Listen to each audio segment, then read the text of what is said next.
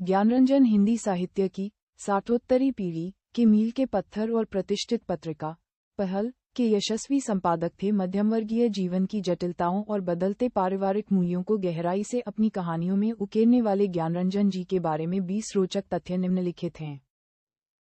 1. जन्म। ज्ञानरंजन जी का जन्म 21 नवंबर 1936 को महाराष्ट्र के अकोला जिले में हुआ था। 2. साहित्यिक परिवार। उनके पिता रामनाथ सुमन एक जाने माने लेखक और गांधीवादी चिंतक थे। 3. बचपन और शिक्षा। उनका बचपन अजमेर, दिल्ली और बनारस में बीता।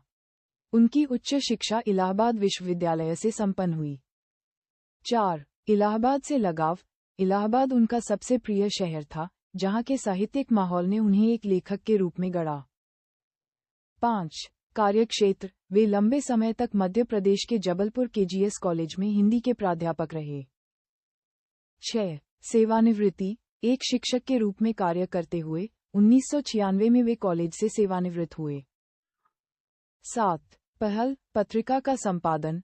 उन्होंने पहल नामक साहित्यिक पत्रिका का संपादन किया, जिसने हिंदी साहित्य में कई नए और युवा लेखकों को मंच प्रदान किया।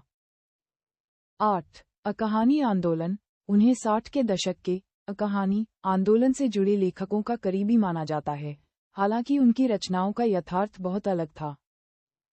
9. प्रगतिशील लेखक संघ। वे प्रगतिशील लेखक संघ में केंद्रीय भूमिका में सक्रिय रहे। 10. जबलपुर के रंगमंच। ज्ञानरंजन जी जबलपुर की रंगमंच की दुनिया, थिएटर और सांस्कृतिक गतिविधियों में भी गहराई से शामिल थे।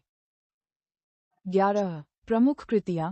फैंस के इधर और उधर, क्षणजीवी और सपना नहीं उनके सबसे चर्चित कहानी संग्रह हैं। 12. पिता कहानी। उनकी कहानी पिता हिंदी साहित्य में एक कालजयी रचना मानी जाती है, जो पिता और पुत्र के बीच के वैचारिक संघर्ष को दर्शाती है। 13. दो पीढ़ियों का संघर्ष।